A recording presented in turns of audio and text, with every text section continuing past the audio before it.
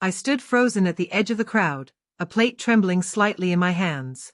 Laughter and clinking glasses echoed around the room, but I couldn't hear any of it after my son, Trevor, leaned in and whispered with a crooked smile, "Enjoying the $5,000 a month, Mom?" His voice was too loud, his tone too casual, and yet his words felt like a punch to the chest. My fingers curled around the rim of the plate, my heart thudding so hard I thought I might collapse right there next to the towering Christmas tree. I looked up at him, barely managing a whisper. "Trevor, I'm working 2 jobs. The color drained from my daughter-in-law's face. She had just taken a bite of shrimp when I said it, and she choked, not from the food, but from panic. My name is Lillian. I was 65 years old, and until that night, I believed I had already lived through the worst life could offer. I had buried my husband at 32, raised Trevor alone, worked every hour I could find. But nothing prepared me for that moment at their glittering Christmas party when I realized everything I thought I knew about my son, my daughter-in-law, and even the sacrifices I'd made, was a lie.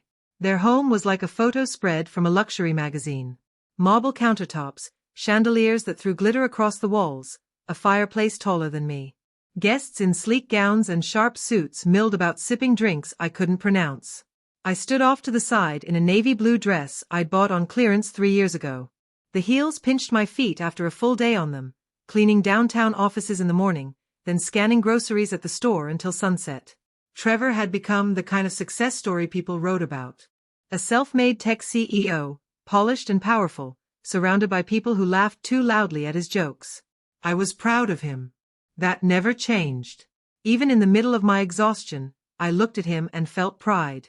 But there was distance in his eyes, a kind of emotional frost I couldn't seem to thaw, no matter how much I tried. His wife, Clarissa, was perfect by every external standard. Tall, composed, dressed in a gown that shimmered like gold foil. Her hair was pinned up flawlessly, and her green eyes scanned the room like a queen surveying her kingdom. But whenever her gaze landed on me, it turned cold. Like I was a piece of old furniture she wished would disappear. I had just reached for a finger sandwich when Trevor walked over, his steps too light, his voice a little too loud.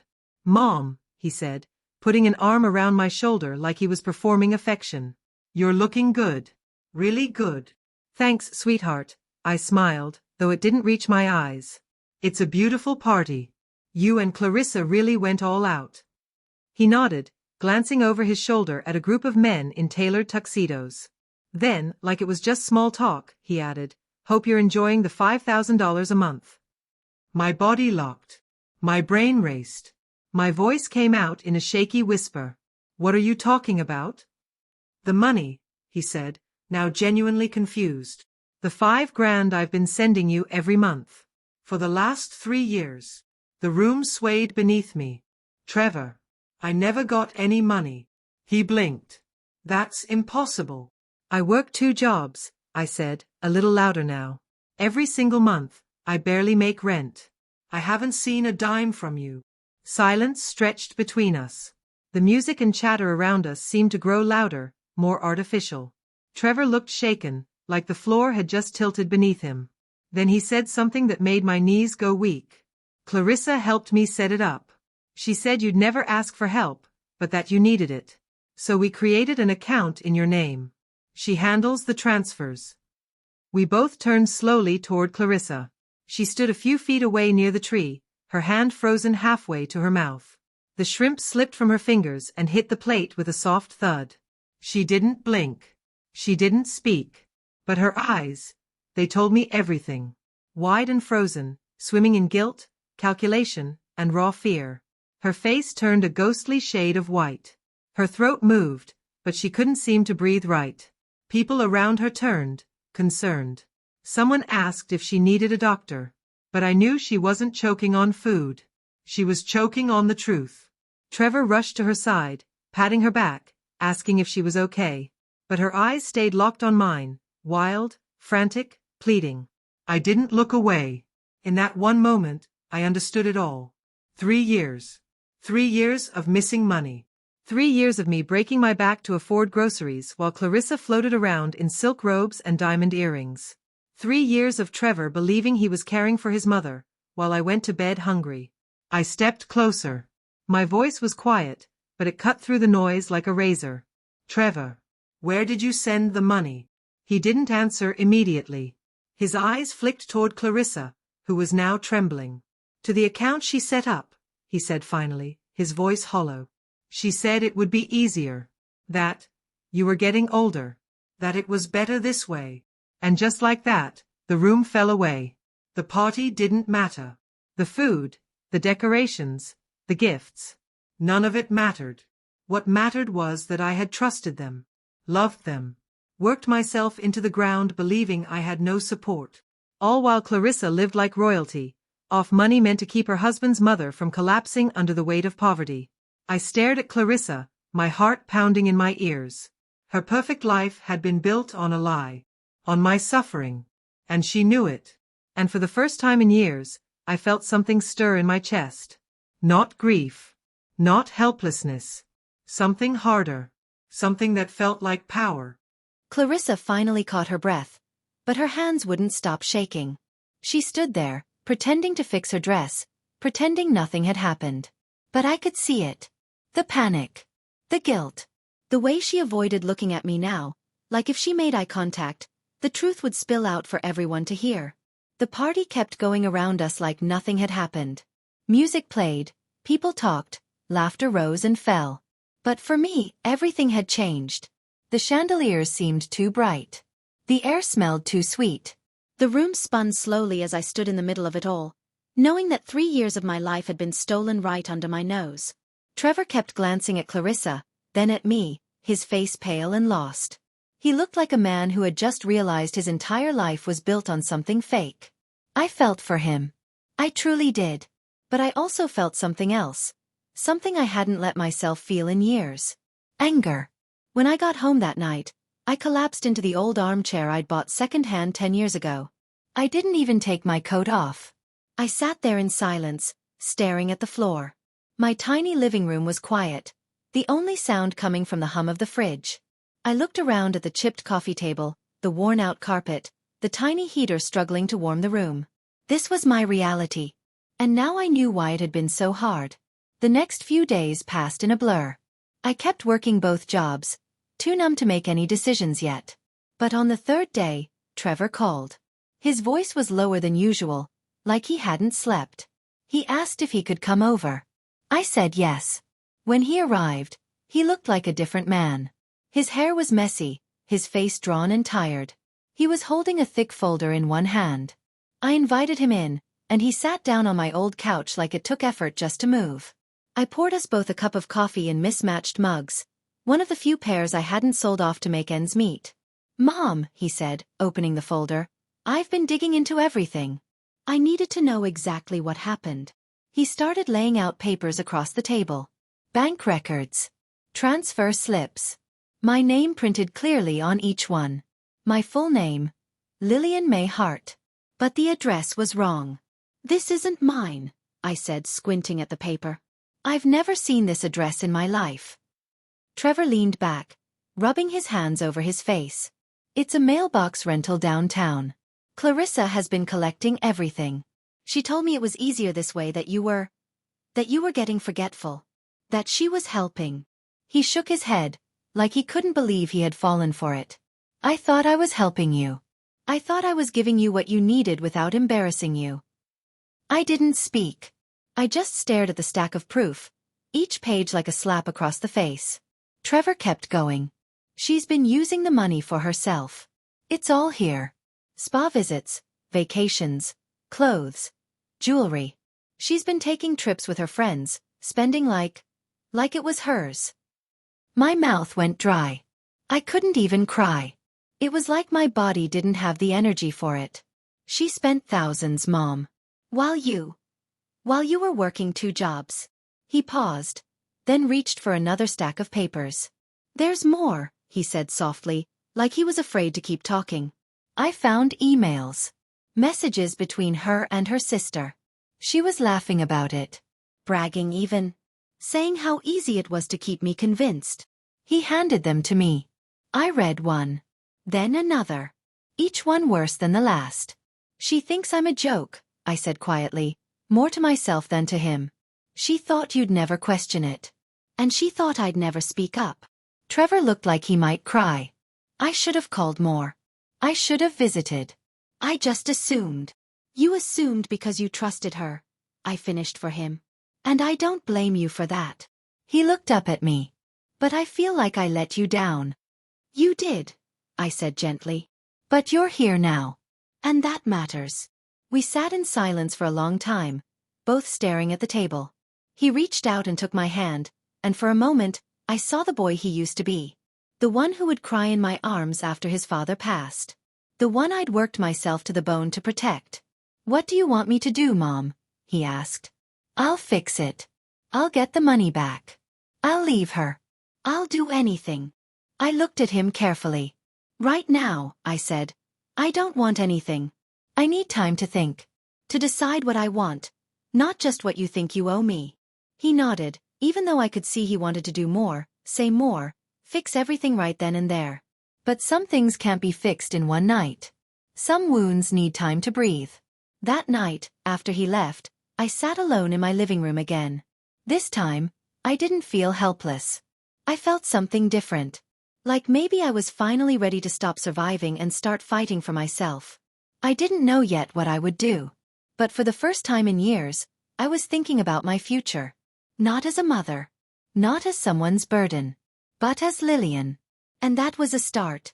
2 weeks passed, and each day brought more clarity. I didn't say much to anyone. I went to work, came home, cooked my simple meals, and thought. Every night, I sat at the kitchen table with my tea, staring at the folder Trevor had left behind. I reread the emails, the bank statements, the evidence of how carefully Clarissa had built her web of lies. I didn't cry. I didn't rage. I just studied. On a chilly Friday morning, my phone rang. It was Trevor. Mom, he said, voice tight. Can I come over? There's more. It's worse. I said yes. He arrived 20 minutes later, looking like he hadn't slept in days. With him was a woman I didn't recognize. Professional-looking, calm, and carrying a leather briefcase. Mom, this is Jessica Moran. She's a forensic accountant I hired. She found things I never would have noticed. Jessica shook my hand firmly. Mrs. Hart, thank you for meeting with me. I'm sorry this is happening to you. We sat at the dining table. Jessica opened her briefcase and pulled out thick folders, already tabbed and highlighted. When Trevor hired me, I thought I'd find evidence of misuse. I didn't expect this level of deception. She laid out the documents. It's not just the monthly money. Your daughter-in-law also requested extra funds, emergency funds. She told Trevor that you needed money for surgeries, home repairs, car accidents, even therapy. What? I blinked. None of that happened. Jessica nodded. We know. Over the last 3 years, she claimed nearly $47,000 in additional transfers. All supposedly to help you. Trevor spoke, his voice cracking. I thought you were sick, Mom. I thought your house was falling apart. She always had a new excuse. Jessica pointed to printed emails. Clarissa told Trevor you didn't want him to visit because you were embarrassed. That you asked him not to come by while you were recovering from surgeries or struggling with depression. It was all fake. My stomach turned. I gripped the edge of the table to stay upright. She kept him away from me on purpose. Jessica nodded again. She created a wall between you and your son, all while draining his finances. The money never came to you. It went into her personal spending accounts, spa visits, designer clothes, trips, private fitness sessions. She even leased a luxury car for herself. Trevor was shaking now. And I let her. I believed her. I touched his arm. You trusted your wife. That's not something you should feel ashamed of. Jessica cleared her throat. There's one more thing. I braced myself. Do you remember your late husband's family property? The land upstate. My brow furrowed. Robert's grandfather left him that land, yes. But we never did anything with it. After he passed, I couldn't afford the taxes. I assumed it was lost. Jessica and Trevor exchanged a glance. It wasn't lost, she said carefully. Clarissa has been paying the taxes on it for 3 years. She even paid for a full land survey and environmental study. Why would she? Because that land is now part of a state development plan, Jessica interrupted gently. A new highway is going through that area. The state will have to buy it from the owner under eminent domain. The payout estimate is between $12 and $18 million. I felt the blood drain from my face. My fingers went numb. I couldn't breathe for a moment. Are you telling me that the land is still mine? Jessica nodded. As Robert's widow, yes. Unless you sign something transferring it, which you haven't. But Clarissa has been preparing to make a legal claim. She's maintained the land, created a paper trail, and if we hadn't found this now, she might have been able to argue for ownership. Trevor's voice cracked. She was planning to take your inheritance, while she made you work 2 jobs at 65. I covered my mouth. I couldn't speak. That land had been in Robert's family for generations. I'd thought it was gone. But Clarissa hadn't. She saw its value long before we did. And instead of telling us, she quietly started positioning herself to steal it. Jessica spoke again. There's something else. She's been researching your health, your insurance, your medications, even your life expectancy. Trevor made a small sound like he'd been punched. I looked at Jessica. My hands were ice. What kind of research? The kind someone does when they're preparing for future inheritances. There was silence. I closed my eyes. My breath came slowly. Clarissa hadn't just stolen money. She hadn't just lied. She had mapped out my life, and my death, as part of her plan. Trevor looked destroyed. Mom. I'm so sorry. I opened my eyes. You didn't do this, Trevor. She did. You were her tool. I was her target. And now, she's going to see who I really am. Jessica leaned forward. We can file criminal charges. Civil ones, too. We can lock her out of any claim to the land. But it's up to you, Mrs. Hart. I stared at the pile of papers, the hard truth laid out in cold ink. I want the land secured, I said. Today, if possible. Trevor squeezed my hand. Jessica nodded. I'll take care of it. After they left, I walked through my little house, running my fingers along the worn kitchen counter, the chipped tile near the sink. Everything I had struggled to keep. Every bill I'd paid in fear. Every night I'd worked myself into a state of exhaustion. It all made sense now. Clarissa didn't just steal from me. She stole peace. She stole time. She stole the chance to rest. But not anymore. For the first time in decades, I had something she never expected me to have. Leverage. 3 days later, Trevor called again, this time early in the morning. I could hear it in his voice, the anger simmering just beneath the surface, the hurt he was trying to keep together. She's back, he said. Clarissa came home last night. She wants to meet. Says she wants to explain everything. I was sitting at my kitchen table, holding a coffee cup I hadn't touched in 20 minutes. The paperwork from Jessica still sat where I'd left it, neatly stacked beside the property confirmation and legal documents. They all pointed to one truth. Clarissa had planned this, every part of it, down to the detail. Where does she want to meet? I asked, even though I already knew the answer. At the house, Trevor said, his voice tight. She says it's her home too, and she deserves to have the conversation in familiar surroundings. Of course she did. Clarissa always wanted the upper hand. Even in defeat. She wanted the velvet chairs, the marble floors, the illusion of power. No, I said, firmly and without hesitation. This isn't a family matter anymore, Trevor. It's legal now. We'll meet at Jessica's office. With lawyers. On neutral ground. He was quiet for a moment. She's not going to like that. I don't care, I said. 2 hours later, I walked into Jessica's office in the same navy blue dress I wore to the Christmas party. But it felt different now.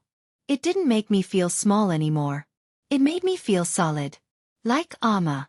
Trevor sat beside me, his lawyer on the other side. Across the table sat Clarissa and her lawyer. A slick man with expensive shoes and a nervous habit of checking his phone every few seconds.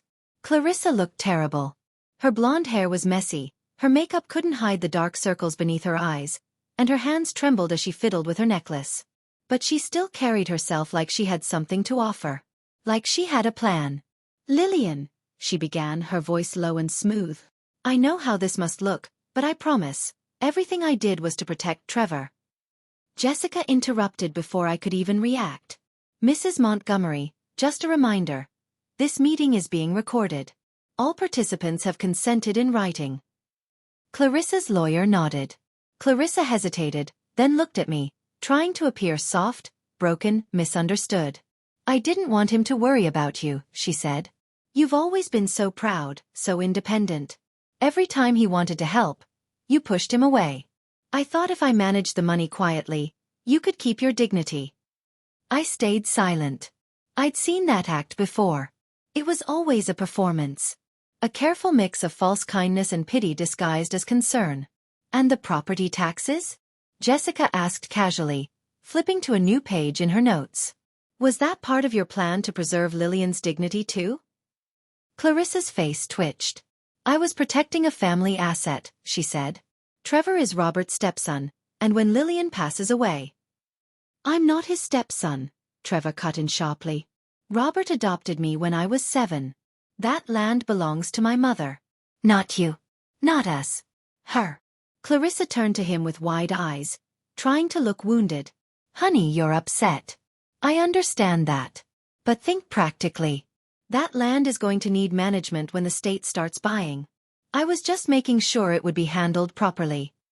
Management for a fee, I assume? Jessica asked flatly. Clarissa ignored her. I was protecting Trevor's inheritance. Lillian doesn't understand complex financial matters. That did it. I sat forward, my voice steady and low. Clarissa, I said. Listen to me very carefully. She looked at me then, really looked. And I saw something crack in her eyes. Because she realized I wasn't going to cry. I wasn't going to plead. I was going to speak plainly. And she was about to lose everything. I've spent the last 3 days thinking about all the ways you've wronged me. You stole money meant to keep me from collapsing. You lied to Trevor for years, and you made sure he stayed away. You made me believe my own son didn't care. Clarissa opened her mouth, but I kept going. You did that on purpose. You manipulated him so that you could spend his money and keep his love all to yourself. You used your charm to build a wall between a mother and her son. And when that wasn't enough, you started planning to take what little I had left. Trevor stared at her, his expression unreadable. I want to make something clear, I said, turning to him. You've offered to give me the money back. You've offered to leave her. You've promised to fix this. He nodded slowly. Yes. Anything. I shook my head. I don't want your money, Trevor. I don't want you to divorce her for me. And I don't want to carry this weight on my back for the rest of my life. Clarissa's face lit up with a flicker of hope. But, I continued, I do want something else. I want you to make a choice. Not out of guilt. Not out of obligation. I want you to decide who you are and what kind of man you want to be. I took the land documents out of my bag and placed them on the table. I'm going to be a wealthy woman soon. That land Clarissa tried to steal from me is worth millions. I don't need your money, and I don't need your pity. Trevor's voice cracked. What do you need, Mom? I looked him in the eyes. I need a relationship that's real. Not based on gifts or monthly transfers. Not built on guilt. I want a son who calls because he wants to. Who visits because he misses me. Not because he feels like he has to. Clarissa sat frozen, pale, and silent. I turned to her one last time. I'm not pressing charges. I'm not suing you for what you stole. Do you know why? She blinked. Why? Because the best revenge isn't punishment. It's peace. It's living well. And I will live well, with everything you tried to take from me. Finally in my hands. Then I stood up, took my purse, and left that office without looking back. It had been a long time since I felt that kind of calm. As I walked out of Jessica's office that day, something inside me had shifted. For the first time in years, I wasn't carrying everyone else's weight on my back. I wasn't thinking about how to fix things or how to keep peace or how to survive. I was thinking about myself. For once. 18 months passed after that meeting. A year and a half of changes, of quiet healing, of slow and steady freedom. And now, I was sitting on the front porch of my new home in Asheville, North Carolina. The sun was still rising, painting the Blue Ridge Mountains in soft gold and blue. The air was cool, and my cup of coffee was warm between my hands. The house wasn't a mansion. I didn't want one. It was just the right size for me. Clean, peaceful, and mine. Paid for in full. The money from the land, $1.7 million after the state bought it for the highway project, had changed everything. I bought the house, set up a retirement fund, and still had enough left to live the rest of my life without ever worrying about bills again. But even better than the money was the quiet. The peace of waking up and knowing I didn't have to work 2 jobs. I didn't have to skip meals or stretch medication or pretend I wasn't tired. I didn't have to beg anyone for help. My phone buzzed on the table next to me. A text from Trevor. "Good morning, Mom. Hope you're enjoying that view. Sarah and I are driving down this weekend if you're free for dinner. Sarah." His new girlfriend. A nurse. Kind, thoughtful, warm in a way that didn't feel fake. The first time I met her, I watched her closely. Maybe too closely. Waiting for any sign of that cold charm Clarissa had used to fool all of us. But Sarah wasn't like that. She listened when I spoke. She helped clean up after dinner. She asked questions and remembered my answers. She didn't try to impress. She just tried to connect. I texted back. "I'd love that. I'll make my pot roast." It had taken Trevor 6 months after that meeting in Jessica's office to leave Clarissa. 6 long, messy months. They went through counseling. She cried. She screamed. She blamed me. Then she blamed him. Then she tried to pretend like nothing had happened. But Trevor had changed. He saw her clearly now. And eventually, he filed for divorce. "She fought me on everything," he told me on the phone after it was done. "The house, the cars, even tried to argue she deserved part of the land money because she managed our family finances." But Patricia, Jessica's legal partner, had shredded that claim in court. Clarissa walked away with what the law allowed her to keep. Half of the assets that legally belonged to Trevor. Not a cent more. She didn't get $1 from me. Not from the land, not from the stolen money, not from anything else. Last I heard, she was living alone in a tiny apartment across town, working as a receptionist at a dentist's office. Not ruined, but no longer on her marble throne. Not a public scandal, but a quiet fall into the ordinary life she once looked down on. And I'd kept my word. I didn't sue. I didn't drag her name through the papers.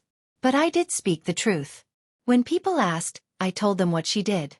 Calmly, clearly, and with no shame. Not to gossip. Not to get revenge. But because the truth, when spoken with care, travels further than any lie. My neighbor, Ms. Patterson, stepped onto her own porch next door, holding a cup of tea. She was 82 and sharp as a tack. A widow like me. Over the past year, we'd become real friends. We traded recipes, swapped old stories, and sometimes sat on our porches together in comfortable silence, just watching the world pass. "Morning, Lillian," she called. "Coffee hitting just right today, isn't it?" "Perfect weather for it," I called back. Little things like that used to feel out of reach. I was too tired, too busy, too worried to enjoy anything. Now, these moments felt like gold. I quit both my jobs the day the land sale finalized. I remember taking off my grocery store vest and handing it in at the front desk. The manager blinked at me like he thought I was joking. I wasn't. Then I made one call to the cleaning service and told them I was retiring. Just like that. Retirement. At 66. Most people get there earlier. But for me, it felt like a second life starting. I'd always wanted to paint. Never had the time. Now I had a little studio set up in the extra room near the back. I wasn't good at it. Not yet, but I didn't care. I had time to be bad. Time to get better. Time to enjoy something without it having to be productive or perfect. That morning, while I was thinking about which flowers I wanted to paint next, my phone rang again. This time, it was Jessica. "Good morning," I answered, smiling. "Please don't tell me there's more legal trouble." She laughed softly. "Nothing like that. I actually have good news. I'm listening. Remember that class action lawsuit against the financial firm Clarissa used to manage the fake account? Of course. They've settled. You'll be getting $12,000. It's not life-changing, I know, but it's something." "That's wonderful," I said. And it was. "There's more," she added. "We've been contacted by a legal aid group. They're starting to see more cases like yours. Adult children's spouses controlling money, cutting off family ties, using guilt and manipulation. They're building a resource program, and they want to know if you'd consider sharing your story. A year ago, I would have said no. But now I felt different. I'd be open to that, I said. I think a lot of people need to know they're not alone. After we hung up, I sat back in my chair, watching the mist lift from the trees. I thought about how far I'd come. Not just in money but in peace. The betrayal had nearly broken me. But in the end, it gave me something too. Power, choice, and peace that no one could take away again. Later that afternoon, just as I finished my second cup of coffee, Trevor's car pulled into the driveway. He was alone this time. Sarah had been called in for an emergency shift at the hospital. As he stepped out and made his way up the porch steps, I noticed something different about him. He looked lighter, freer. The guilt that used to weigh down his shoulders was slowly lifting. He took the seat next to me on the porch swing, and for a while, we didn't say anything. We just sat, watching the breeze move through the trees. "Morning, Mom," he finally said. "Morning, sweetheart. Sarah couldn't come?" He shook his head. "Last-minute call-in. She's sorry. She doesn't need to be. I like that she takes her work seriously." He smiled, then turned his gaze toward the mountains. "I've been thinking about Dad a lot lately, wondering what he would have said about everything that's happened." I didn't answer right away. My mind drifted to Robert, the quiet strength he carried, the way he used to sing badly but loudly when washing dishes. I could still hear his voice sometimes. I could still feel how he used to calm Trevor when he was a little boy having nightmares. "He would have been proud," I said at last, "of how you handled everything once you saw the truth. And he would have loved knowing his grandfather's land finally provided for us. That was always his hope." Trevor looked down at his hands. "Do you think Dad would have seen through Clarissa sooner than I did?" It wasn't the first time he'd asked that question in one form or another. I knew it came from a place of shame he hadn't fully let go of. "Your father was a good man," I said softly. "But he wasn't a magician. Smart people get fooled by charming liars every day. You're not weak because you trusted someone. You're human." Trevor nodded, but I could see he was still holding on to something. "Listen," I said, turning to him. "I need you to hear this. What happened with Clarissa? It wasn't your fault. But more importantly, it wasn't a waste." He looked puzzled. "What do you mean?" "I mean those 3 years, the distance between us, the misunderstandings, they weren't just pain. They taught us something. They showed us what we really want from each other." Trevor looked at me, really looked, and for the first time in a long while, I saw that boy again. The one who used to build blanket forts in the living room and beg me to read him stories by flashlight. "They taught us that a relationship can't be based on guilt or duty," I said. "It has to be a choice. Every call you make now, every visit, every dinner, that's because you want to be here. Not because you feel like you should." His eyes shimmered with tears. "I do want to be here, Mom. I like being around you. I like hearing about your painting and your garden. I like who you are. Not because you're my mom, but because you're you." I smiled. "And I like the man you've become. Not just the successful one in a suit, but the one who was brave enough to leave a marriage that was slowly killing his soul. The one who chose honesty over comfort." We sat in silence again, but this time it was full of understanding, of peace, of a new kind of closeness that came from surviving something together. "I think that's why Dad would have been proud," I added after a while. "Not just because of the land or the money, but because you listened. And you changed. That's not easy." Trevor leaned back and sighed. "I wish I'd seen it sooner." "We always wish that," I said gently. "But what matters is you saw it at all." As the sun rose higher, warming the porch and lighting up the valley below, I realized something else. Life wasn't just better now because of the money. It was better because we'd rebuilt something real. Something chosen. Something earned. I'd lost 3 years of my son's presence. I'd lost money I didn't even know was mine. I'd lost the comfort of believing family loyalty was automatic. But I had gained something more valuable. Freedom. Real peace. And a bond with my son that was deeper than anything we had before. We talked for a while longer. About Sarah, about work, about nothing important and everything that mattered. Then he left, promising to come back next weekend with groceries and his favorite lemon pie. After he drove away, I stayed on the porch, watching the trees shift in the wind. I felt something new settle in my chest. Not the shaky hope I used to carry, not the relief that came after a storm, but the kind of contentment that comes when you know, deep in your bones, that you are finally where you're supposed to be. 4 years I had lived on survival. On sacrifice. Now I was living on choice. And it made all the difference. A few weeks passed quietly, and I found myself slipping into a new kind of rhythm. One filled with peace I didn't recognize at first. My days were slower now. I'd wake up early, pour a cup of coffee, sit on the porch, and just breathe. No alarm clocks. No aching feet. No running to 2 jobs to barely stay afloat. I finally had space to just exist. It was strange, in a good way. I started painting more seriously, even took a class at the community center. I wasn't any good, not really, but it didn't matter. I loved how the light spilled through my window onto the canvas, how it felt to mix colors with no rules, how it made me forget time. I painted flowers, mountains, my neighbor's cat. I even painted a crooked little cabin once. How I imagined Robert's family land used to look before Clarissa tried to steal it from me. And every so often, Trevor would visit. Sometimes with Sarah, sometimes on his own. We'd eat, talk, watch old movies. No tension, no pressure. Just mother and son finally finding their way back to each other. Then one morning, something unexpected happened. Jessica called again. "Hi Lillian," she said, cheerful as always. "I have a surprise for you." "Are you sitting down?" "Always," I smiled. "What is it?" "You remember that financial company Clarissa used to run your fake account through?" "Yes." "The one involved in the class action." "Well, they're settling a related case. Turns out they were involved in a number of similar schemes. Unauthorized account setups, poor oversight, and so on. You're going to get another check." I blinked. "Another one?" "Yes, and this time, it's bigger. About $12,000. $12,000. A year ago, I would have cried from relief. Now it just made me laugh. "Well," I said, "I guess I'll finally fix that back fence." Jessica chuckled.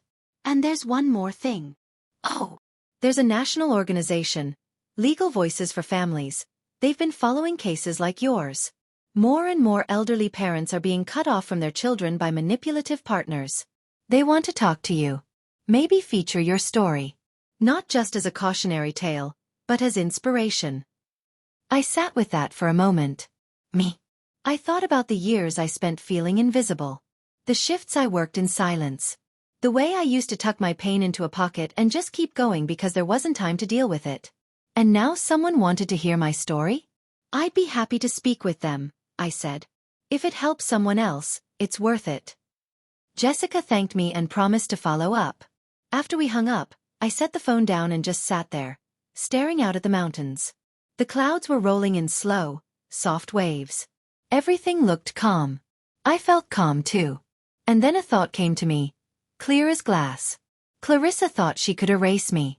Quietly, without a fight. She thought she could bury me under guilt and poverty, under distance and shame. But here I was, alive and thriving.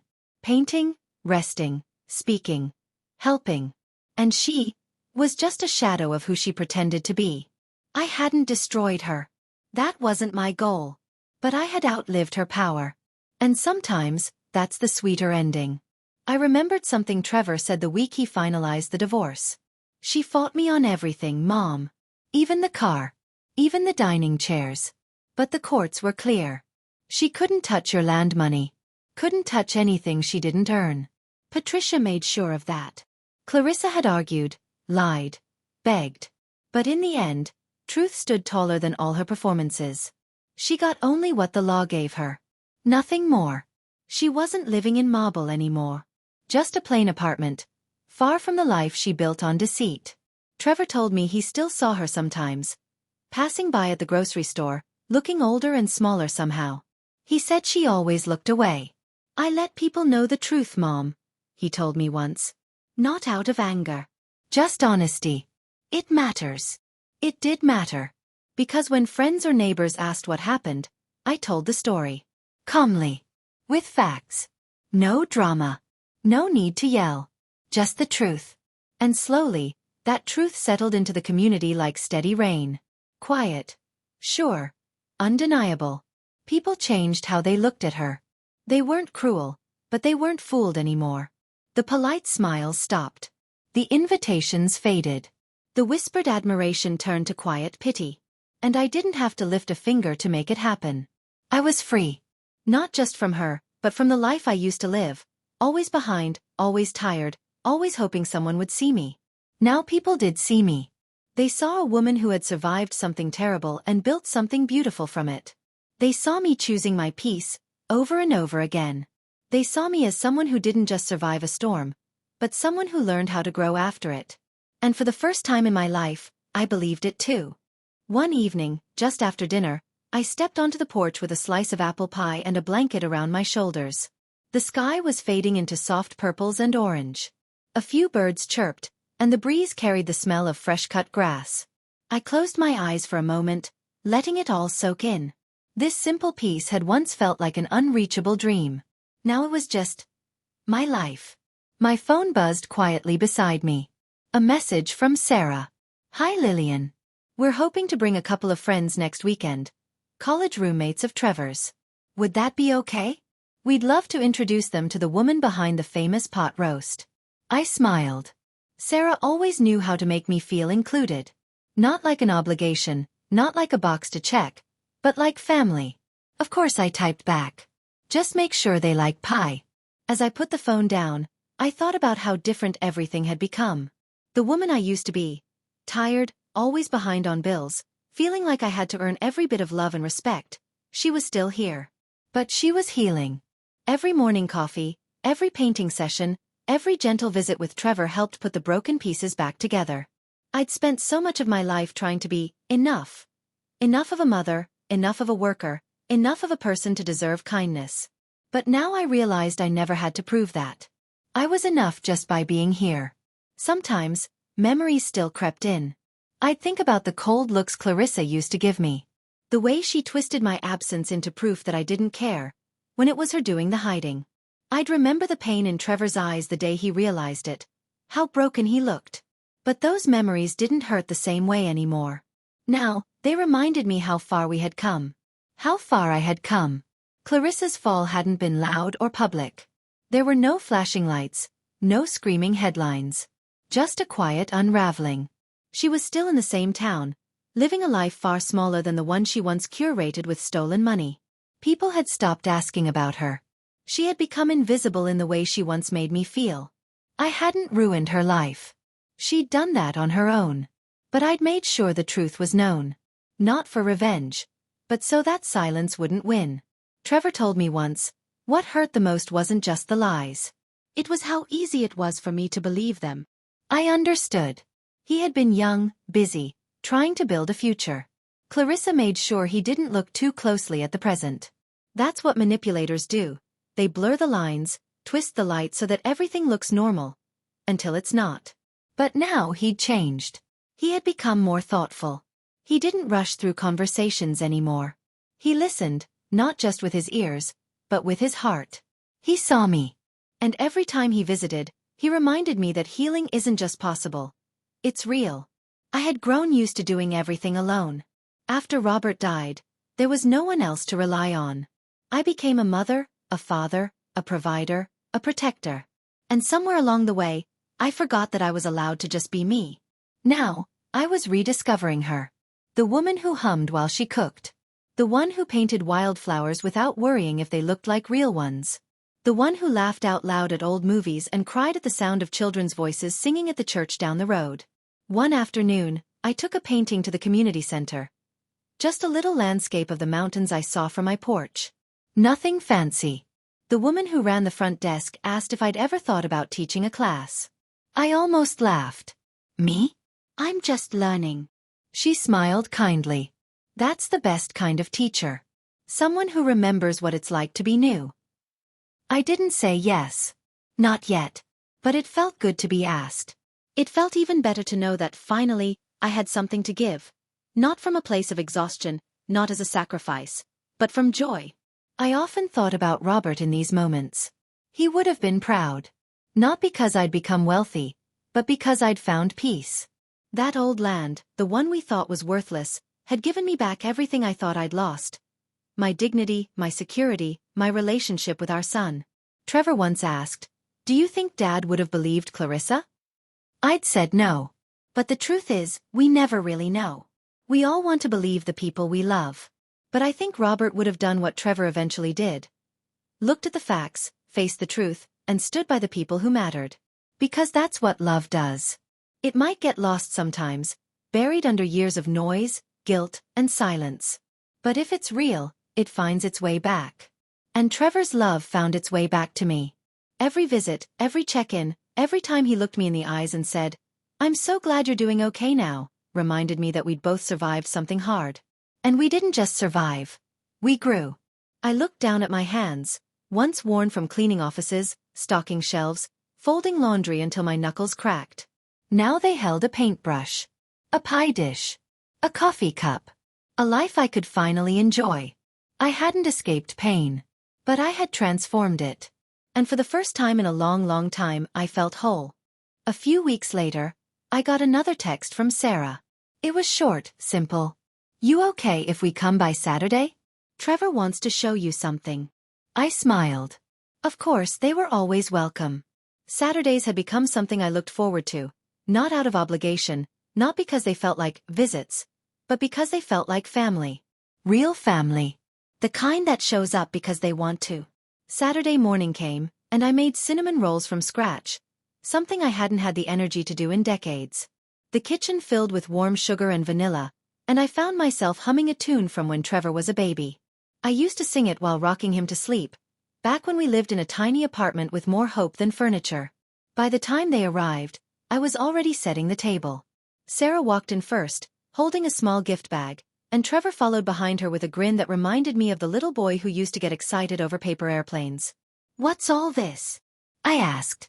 Sarah handed me the bag. "Something small. You've done so much for us. We just wanted to give you a little thank you."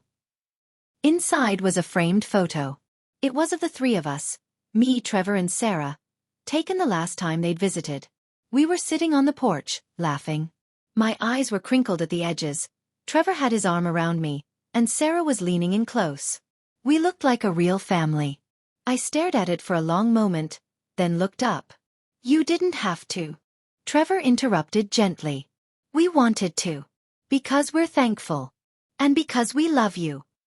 I swallowed the lump in my throat. After breakfast, we moved to the porch like we always did, each of us with a fresh cup of coffee. Trevor leaned forward, elbows on his knees. "I've been thinking about writing something," he said. "Writing?" I asked, surprised. He nodded. "About everything that happened. About you. About Clarissa. About how easy it is for people to overlook what's happening in their own home." He paused. "I want people to know your story, Mom.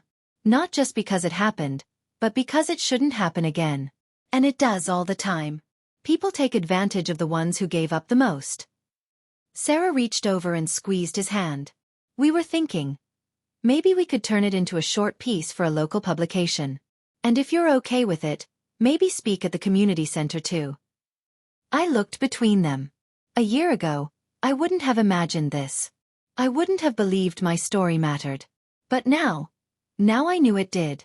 Not because I was a victim, but because I got back up. Because I turned a painful ending into a stronger beginning. "Let's do it," I said.